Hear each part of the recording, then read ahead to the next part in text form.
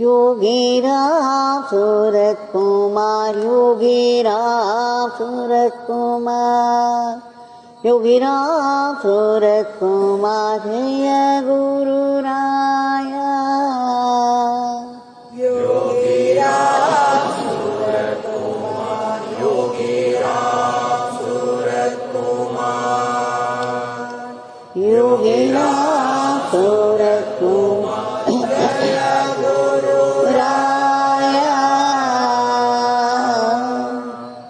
योगीराम सूरत कुमार, योगीराम सूरत कुमार, योगीराम सूरत कुमार, जय गुरु राया। योगीराम सूरत कुमार, योगीराम सूरत कुमार, योगीराम सूरत कुमार, जय गुरु राया। भगवान श्री योगीराम सूरत कुमार की जय। सर्वं योगीराम सूरत कुमारार्पणमस्तु।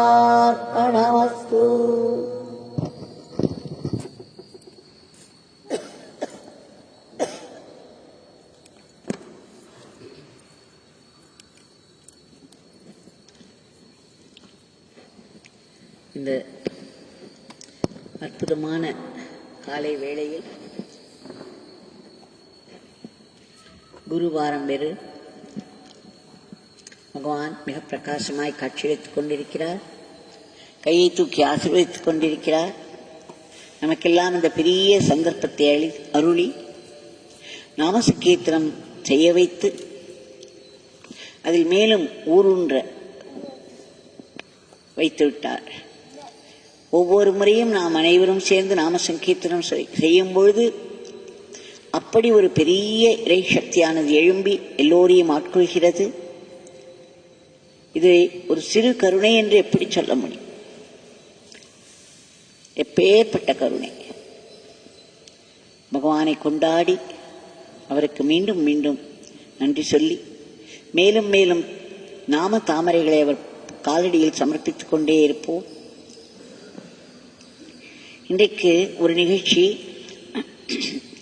மிகவும் சுவாரஸ்யமான கதை போல்தான் இது இருந்து கொண்டிருக்கும். இதற்கு மாய மந்திரம் என்று பெயர் வைத்துள்ளேன். அப்படி ஒரு குறிப்பு வருகிறது. இதை சொல்லியவர் என் பின்னாலேயே அமர்ந்திருக்கிறார். பல நாட்களாக இங்கு தொடர்ந்து வந்து தினமும் காலையிலும் மாலையிலும் நாம சங்கீர்த்தனத்தில் கலந்து கொள்கிறார். அவர் வியந்து வியந்து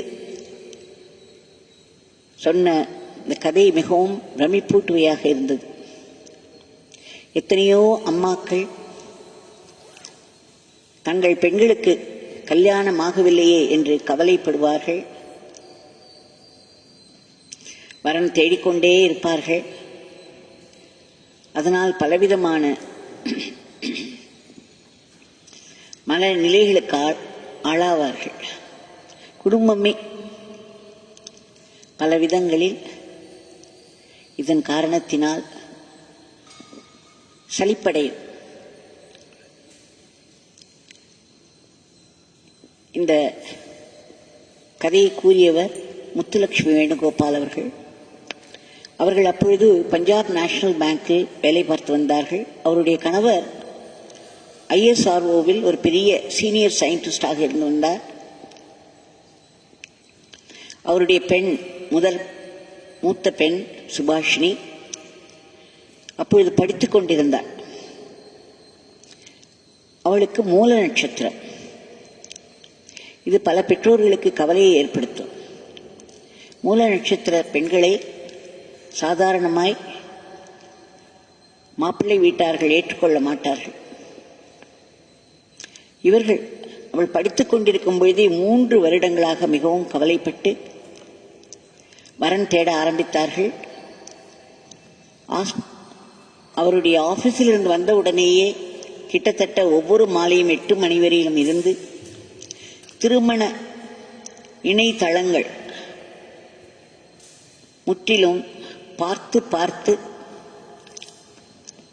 அதற்கான பணத்தையும் பலமுறை கட்டி இவர் தோல்வியுற்றிருக்கிறார். மனம் சோர்ந்துதான் போனார். என்ன செய்வதென்று தெரியாமல் திகைத்தார்.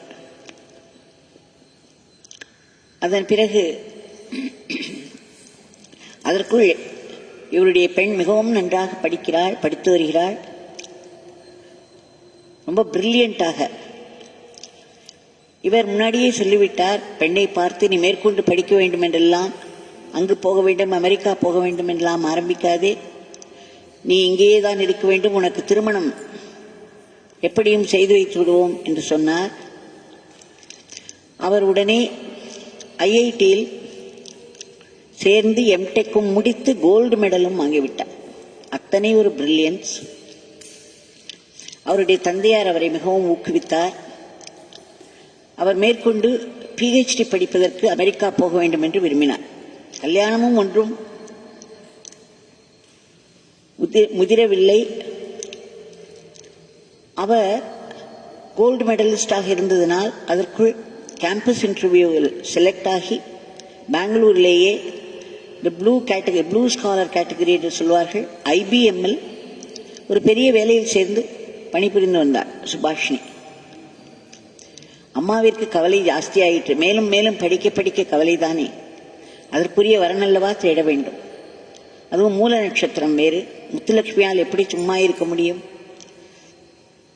அவள் தொடர்ந்து திருமண இணையதளங்களை எல்லாம் அலசி வருகிறார். ஒன்றுமே அமையவில்லை. அப்பொழுதுதான் 2013ஆம் வருடம். அதற்கு முன்பு நம்முடைய ஆசிரமத்திற்கு வரும்பொழுதெல்லாம் அவர் வருவார், பகவானை மூர்த்தியை தரிசிப்பார், உடனே சென்று விடுவார். அந்த முறை அவர் முதல் நாள் வந்தார். அந்த பிரார்த்தனை கடிதம் எழுதி வைக்கலாம் என்பது அவருக்கு தெரிந்தது. பகவானிடம் வேண்டிக் கொண்டார். ஒரு பிரார்த்தனை கடிதத்தையும் சமர்ப்பித்து விட்டு சென்று விட்டார். மறுநாளும் அவர் வந்தார். எப்பொழுதும் அந்த ஒரே நாளில் முடித்து போய்விடுவது வழக்கம். அன்றைக்கு அவர் மறுநாள் ஆசிரமத்திற்கு நுழைந்த பொழுது சலிப்போடு வந்த அவருக்கு, கவலையோடு வந்திருந்த அவருக்கு ஒரு சந்தோஷம் தரக்கூடிய காட்சி.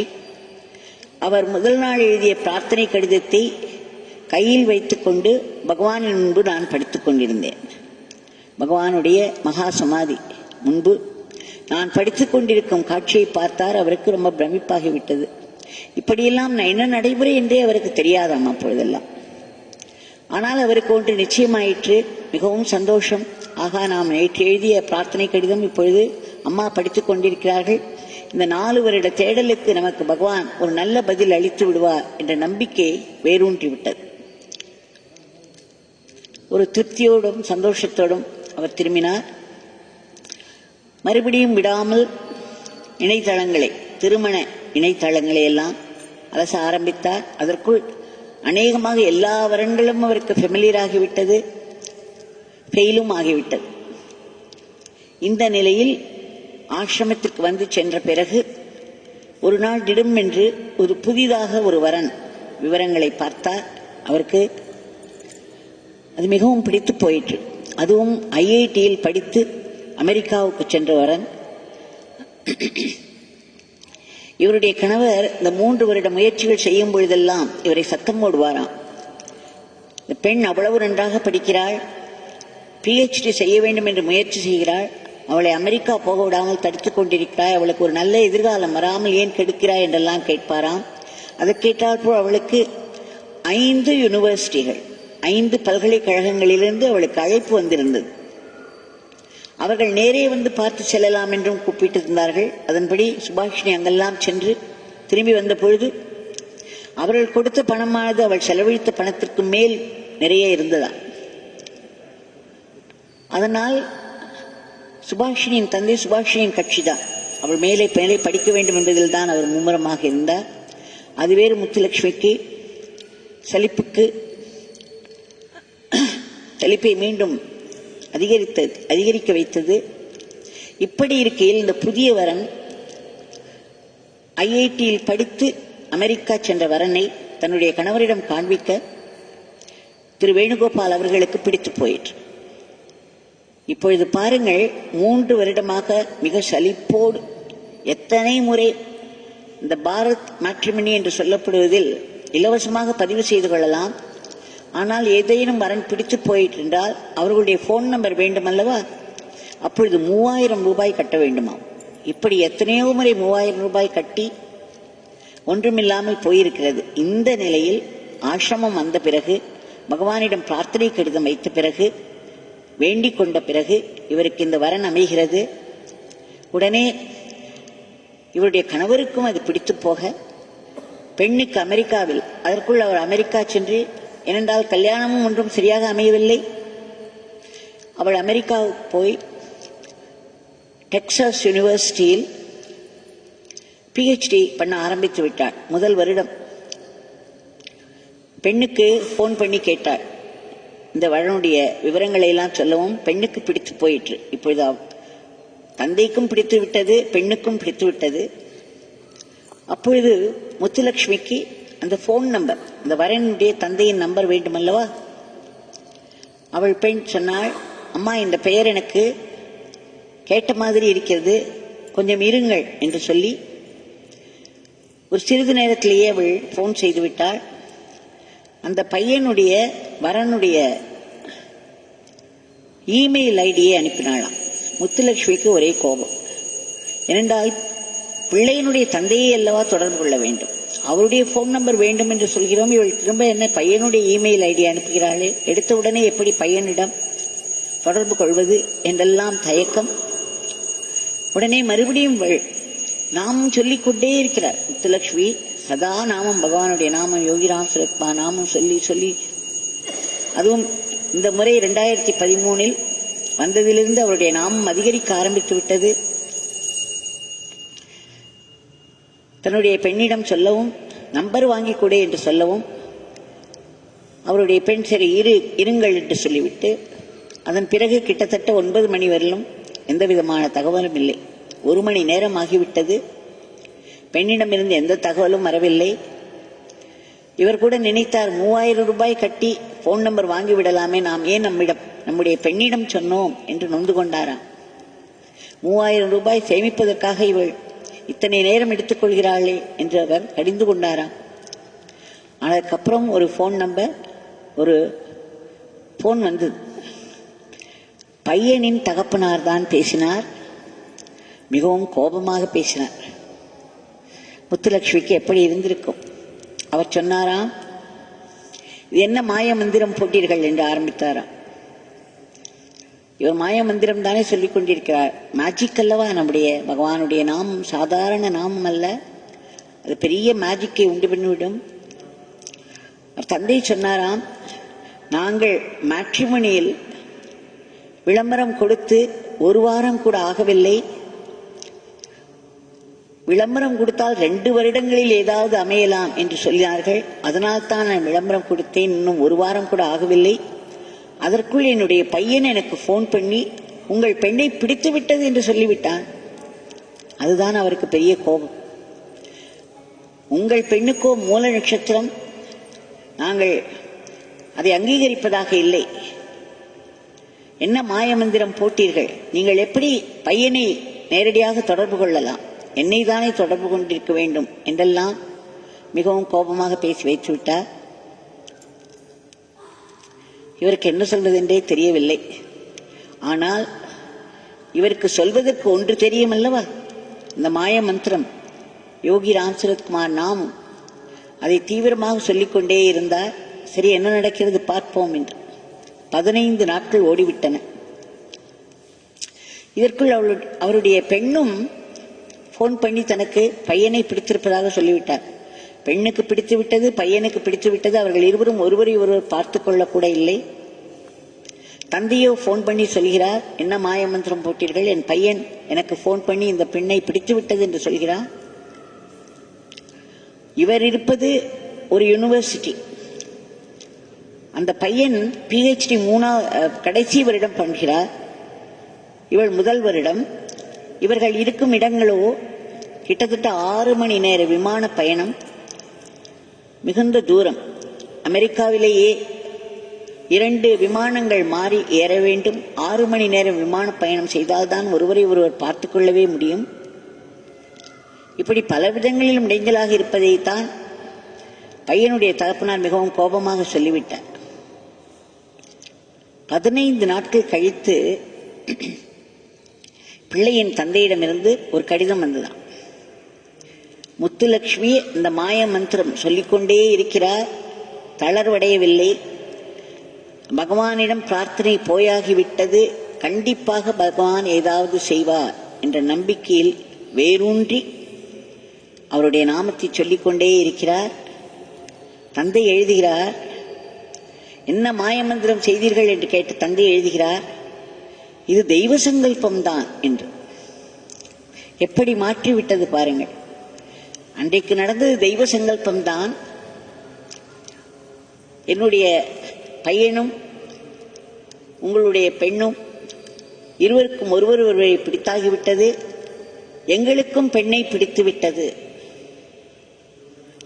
என்று கூறி அவர் சொன்னார், உங்கள் பெண்ணை பற்றி தெய்வ சங்கல்பம் இல்லை என்றால் உங்கள் பெண்ணை நாங்கள் நிராகரித்திருப்போம். உங்கள் பெண்ணை மாதிரி கிடைப்பது மிகவும் கஷ்டம். இப்பேற்பட்ட ஒரு வரன் எங்களுக்கு கிடைத்திருக்கிறது, இதை நாங்கள் வெகு சுலபமாக நிராகரித்திருப்போம். அப்படியின்றி உங்கள் பெண்ணை எங்கள் பையனுக்கு திருமணம் செய்து கொள்ள எங்களுக்கு மிகவும் இஷ்டம் என்று சொல்லிவிட்டார். இது எப்படி ஒரு தந்தையை மாற்றியது? இவர் பொறுமையாக பகவானுடைய நாமத்தை சொல்லிக்கொண்டே இருந்தார், அவ்வளவுதான். அப்பொழுதுதான் இவர் பெண்ணின் மூலம் கேள்விப்பட்டார். பெண்ணும் மாப்பிள்ளையும் ஒருவருக்கொருவர் சம்மதம் சொன்ன பிறகு 2 மாதங்கள் கடந்துதான் இருவரும் ஏதோ ஒரு கிரகப்பிரவேச ஃபங்க்ஷனில் பார்த்திருக்கிறார்கள், ஒருவரை ஒருவர் பேசிக்கொண்டிருந்திருக்கிறார்கள். அந்த சமயம் பிள்ளையின் வீட்டார் அனைவரும், தந்தை, தாய், பாட்டி, பெரியம்மா, மாமா என்று அத்தனை பேரும் அங்கு குழுமியிருந்திருக்கிறார்கள். அவர்கள் அனைவரும் பெண்ணை பார்த்திருக்கிறார்கள். அவர்களுக்கு பிடித்து போய்விட்டதாம். அமெரிக்காவில் கிரகப்பிரவேச விழாவில் பிள்ளை வீட்டார் அனைவரும் பொண்ணை பார்த்து விட்டார்கள், அவர்களுக்கு பிடித்திருந்தது. ஆக கல்யாணம் நிச்சயமாகிவிட்டது. 2013ஆம் வருடம் இங்கு வந்து பிரார்த்தனை கடிதம் வைத்து அதை பகவானின் முன்பு நான் படிப்பதையும் பார்த்துவிட்டு சென்ற அவர் மிகவும் நம்பிக்கையோடு நாமும் சொல்லி வந்ததன் பலன் எத்தனையோ இடைஞ்சல்களை தாண்டி மார்ச் மாதம் 12ஆம் தேதி 2014ஆம் வருடம் சென்னையில் கல்யாணம் மிக விமரிசையாக நடந்தது. அப்பொழுது கல்யாணம் நடந்து முடிந்த பிறகு மாப்பிள்ளை வந்து இவரிடம் சொன்னாராம்,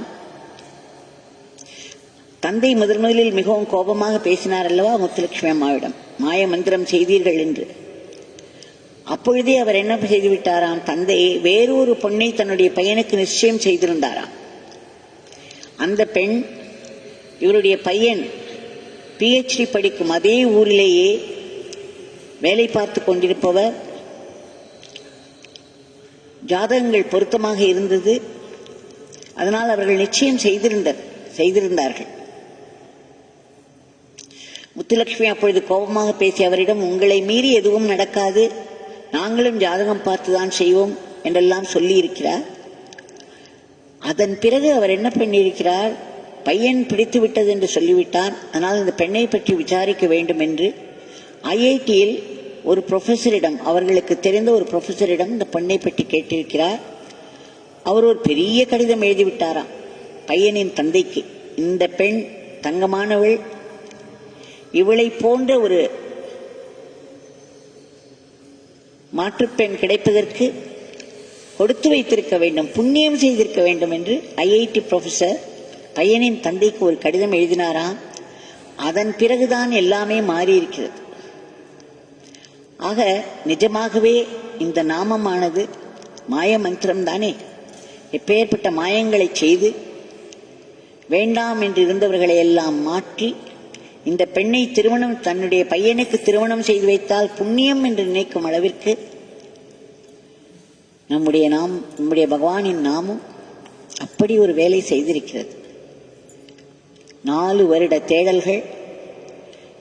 நினைத்து பாருங்கள், ஒரு பெண்ணுக்கு நல்ல மாப்பிள்ளை பார்ப்பதற்கே தேடுவதற்கே 4 வருட தேடல் வேண்டுமென்றால் இறை தேடலுக்கு எவ்வளவு நாட்கள், எவ்வளவு ஜென்மங்கள் தேவையாயிருக்கும். பெண்ணை பெற்றவர்களுக்குத்தான் தெரியும் அவர்கள் படும் பாடு. எல்லாம் கூடி வர வேண்டும். கூடி வந்த பிறகு திருமணம் செய்து கொண்டாலும் அவர்களை நன்றாக வைத்திருக்க வேண்டும். பெண் கண்காணில் இருக்கக்கூடாது. இப்படி ஒவ்வொரு கட்டத்திலும் பல மன உளைச்சலுக்கு பெற்றவர்கள் ஆளாகிறார்கள். ஆனால் இந்த சமயங்களில் பகவானுடைய நாமம் துணை நின்று எப்படி காரியத்தை கூட்டுவிக்கிறது என்று பார்க்கிறோம். மிகவும் சுவாரஸ்யமான கதை. மிகவும் கோபமாக ஆரம்பித்த தந்தை வேறொரு பெண்ணை, ஜாதகம் பொருந்திய, அதுவும் பையன் படிக்கும் ஊரிலேயே அமெரிக்காவில் வேலை பார்க்கும் ஒரு பெண்ணை நிச்சயித்திருந்த தந்தை அதை மாற்றி இந்த பெண்ணை பண்ணிக்கொள்வதே ஒரு பெரிய புண்ணியம் என்று நினைக்கும் அளவுக்கல்லவா மாற்றியிருக்கிறது. ஆக முத்துலட்சுமி அவர்கள் கண்கலங்க சொன்னார்கள், எப்படி நான் கஷ்டப்பட்டு தேடிக்கொண்டிருந்தேன். தினம் தினம் என் கணவர் வேறு ஏதாவது சொல்லிக் கொண்டிருப்பார், அவளுடைய எதிர்காலத்தையே கெடுத்துக் கொண்டிருக்கிறாய், இப்பொழுது என்ன அவசரம் கல்யாணத்திற்கு என்றெல்லாம் கேட்பார். பெண்ணுக்கோ சிறிதும் இஷ்டமில்லை கல்யாணத்தில். அவள் PhD முடிப்பதில் மும்முரமாக இருந்தாள். இத்தனையும் தாண்டி பகவான் என்னுடைய விருப்பத்தை பூர்த்தி செய்தார். அவர்களுடைய வாழ்க்கை நல்லபடியாக நடந்தது. மாப்பிள்ளை வேறு ஆங்காங்கே விட்ட இந்த புதிரில் என்னென்னலாம் எனக்கு தெரியாமல் இருந்ததோ அத்தனையும் அவர் வந்து சொல்லியார். அப்போதுதான் பகவான் எவ்வளவு வேலை செய்திருக்கிறார் என்று தெரிந்தது. இதையொட்டி அவருடைய 2வது மகளுக்கும் கல்யாணம் நிச்சயமாகிவிட்டது. அவள் பாவம் அப்பொழுதுதான் பிடெக் படிக்க ஆரம்பித்திருக்கிறாள். அவ்வளவு அதே IITயில் வேறொரு மாப்பிள்ளை ஒரு வரன் பார்த்தபோது மறுபடியும் முத்துலட்சுமிக்கு 2வது பெண்ணுக்கும் திருமணம் செய்து விடலாம் என்று தோன்றிவிட்டதாம். ஏனென்றால் மாப்பிள்ளை தேடல் என்பது அவ்வளவு கஷ்டமாக இருக்கிறது. அதில் வந்த ஒரு வரன் அவருக்கு மிகவும் பிடித்து போய்விட்டது. ஏனென்றால் அந்த சம்பந்தி வீட்டார் ரமண பகவானுடன் தொடர்பு கொண்டவர்கள். அவர்களுடைய தாத்தாவின் அப்பா அவர்களும் ரமண பகவானோடு இருந்தவர்கள் என்று தெரிந்தவுடன் இவருக்கு இதுதான் நிச்சயம் பண்ண வேண்டும் என்று தோன்றிவிட்டதாம்.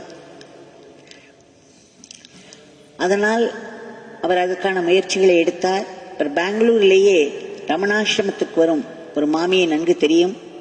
அவரிடம் சென்று இவர்களை பற்றி விசாரித்த போது அவர்கள், உங்கள் பெண்ணுக்கு அதிர்ஷ்டம் இருந்தால் இது கிடைக்கும் என்று சொல்லிவிட்டார்.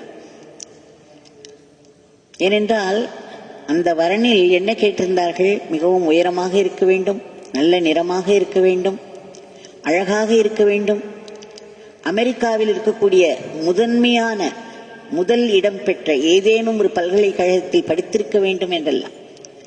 பாருங்கள், திருமண சந்தையில் எப்படியெல்லாம் நிபந்தனைகள் வருகின்றன என்று. இவர் சொல்கிறார், முத்துலட்சுமி சொல்கிறார், என்னுடைய 2வது பெண் திவ்யாவிற்கு இது எதுவுமே இல்லை. உயரமோ நிறமோ அழகோ அவர்கள் கேட்டபடியெல்லாம் இல்லை. அவளோ அப்பொழுதுதான்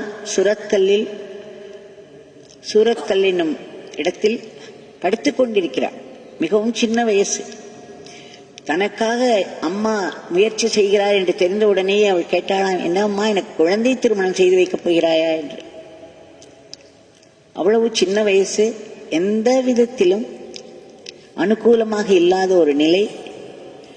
ஆனால் எல்லாவற்றிற்கு மேல் முத்துலட்சுமியினுடைய மாய மந்திரம் யோகி ராம் சுரத்குமார் தீவிரமாக ஓடிக்கொண்டே இருந்தது. அவர் சொல்கிறார், இந்த சுபாஷினியின் கல்யாணத்தின் பொழுது நல்லபடியாக நடக்க வேண்டும் என்று அவர் நாமம் சொல்லிக்கொண்டே இருந்தாராம். இவர் வாய் சதா அசைந்து கொண்டிருப்பதை பார்த்து எல்லோரும், என்ன சொல்கிறாய், ஏதாவது ஸ்லோகம் சொல்கிறாயா என்று கேட்பார்களாம். அந்த அளவுக்கு இவர் நாமத்தை சொன்னவர்கள். அந்த முதல் பெண்ணின் திருமணத்தின் போதே இரண்டாவது பெண்ணின் சம்பந்தி வீட்டுக்காரர்கள் அங்கே வந்தார்கள். அந்த திருமணத்திற்கு இவருடைய இரண்டாவது பெண்ணை அவர்கள் பார்த்து விட்டார்கள். அப்பொழுதே அவளுக்கு நிச்சயதார்த்தம் ஆகிவிட்டதாம். முதல் பெண்ணினுடைய திருமணத்தின் போதே இரண்டாவது பெண்ணுடைய நிச்சயதார்த்தம் ஆகிவிட்டது. இதெல்லாம் எப்படி சாத்தியம்? அவர் பின்னால் கேட்டாராம், இரண்டாவது மாப்பிள்ளையை திருமணம் ஆன பிறகு, நீங்கள் கொடுத்த விளம்பரத்தில் உயரமாக வேண்டும், நிறமாக வேண்டும், அழகாக இருக்க வேண்டும், ஏதேனும் ஒரு பெரிய யூனிவர்சிட்டியில் அமெரிக்காவில் படித்திருக்க வேண்டும் என்றெல்லாம் சொல்லியிருந்தீர்கள். இது எந்த விதமான குவாலிஃபிகேஷன்ஸும் இல்லாத என்னுடைய பெண்ணுக்கு எப்படி நீங்கள் சம்மதம் தெரிவித்தீர்கள் என்று கேட்டாராம்.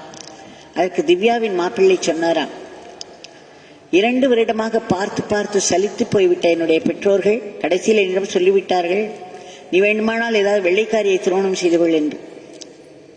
அப்பொழுதுதான் உங்களுடைய பெண்ணின் விவரங்கள் எங்களுக்கு தெரிய வந்தது, மிச்சம் எல்லாமே உங்களுக்கு தெரிந்த கதை என்று சொல்லிவிட்டார். ஆக பகவான் ஒரு காரியத்தை கூட்டி வைப்பதற்கு சரியான நேரம் குறிக்கிறார், சரியான இடத்தை குறிக்கிறார், மக்கள் அதில் இன்வால்வ் ஆகி இருக்கக்கூடிய அத்தனை பேருடைய மனதையும் மாற்றுகிறார். இப்படி அதிசயங்கள் ஒன்றன் பின் ஒன்றாக நடந்து அனுகூலமாக ஆகி ஒரு பெரிய காரியத்தை கூட்டுவிக்கிறது பகவானுடைய நாம அருள். இதை எதற்கு சொல்கிறேன் என்றால், எத்தனையோ பெற்றோர்கள் அவர்களுடைய பெண்களுக்கு திருமணம் நடக்கவில்லையே என்று மிகவும் கவலைப்பட்டு மன உளைச்சல்களுக்கு ஆளாகிறார்கள். பகவானுடைய நாமத்தை தீவிரமாக சொல்லுங்கள். ஒரு பெரிய விரதமாக முத்துலட்சுமி சொன்னாள் அல்லவா, கல்யாணம் நிச்சயமான பிறகு கூட, கல்யாணம் நடக்கும் பொழுது கூட அவளுடைய வாய் அசைந்து கொண்டே இருந்தது, உதடுகள் அசைந்து கொண்டே இருந்தன. எல்லோரும் என்ன சொல்கிறாய் என்ன சொல்கிறாய் என்று கேட்கும் அளவுக்கு. அப்படி ஒரு விரதம் தீவிரமாக நாம் எடுத்து பகவானுடைய நாமத்தை நாம் சொல்லி வந்தோமானால், பிரார்த்தனை பண்ணி கொண்டே இருந்தோமானால் காரியம்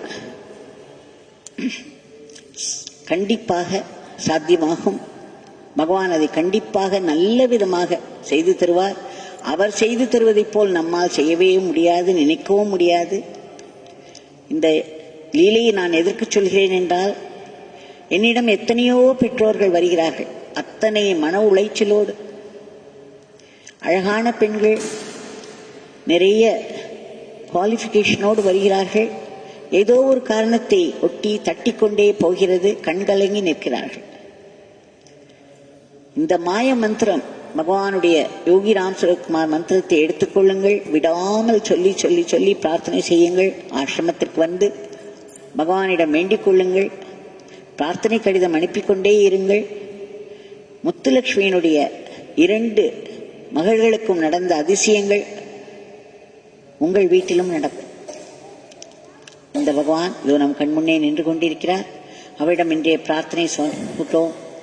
பகவான் தாங்கள் உடனடியாக குறுக்கிட்டு இந்த உலகத்தை இந்த கொடிய நோயின் பிடியிலிருந்து விடுவித்து மீண்டும் சகஜ நிலைக்கு திருப்ப வேண்டும். மக்கள் மனத்தில் உள்ள பீதியை அகற்றி பரவிக்கொண்டிருக்கும் வியாதியை தடுத்து நிறுத்தி அதற்கான மருந்துகளில் தாங்கள் நுழைந்து இந்த கிருமியை வதம் செய்ய வேண்டும். களத்தில் இறங்கி நோயை எதிர்த்து போராடி கொண்டிருக்கும் அத்தனை செயல் வீரர்களுக்கும் தாங்கள் பாதுகாப்பை அளிக்க வேண்டும். பொருளாதாரத்திற்கு ஒரு பெரிய ஏற்றத்தை கொடுக்க வேண்டும். எங்கள் நாக்கும் சதா அசைந்து கொண்டே இருக்க வேண்டும். தங்கள் நாமத்தை நாங்கள் உச்சரித்துக் கொண்டே இருக்க வேண்டும். தங்களுடைய நாமம் விந்தைகளை செய்யும் மாய மந்திரம் என்பதை நாங்கள் உணர வேண்டும். இடைவிடாமல் அதை உச்சரித்துக் கொண்டே இருக்க வேண்டும். அதற்கு தாங்கள் ஒரு பெரிய அருள் செய்ய வேண்டும். தங்கள் கைகளில் மட்டுமே நாங்கள் ஒரு சிறந்த கருவியாக எப்பொழுதும் செயல்பட்டு கொண்டிருக்க வேண்டும் என்று ஆத்மார்த்தமாய் மீண்டும் மீண்டும் ஏற்கனவே செய்த ஆசீர்வாதங்களை நினைத்து நன்றியோடு வேண்டிக் கொள்கிறோம். ஜெய் யோகி ராம் சுரத்குமார்.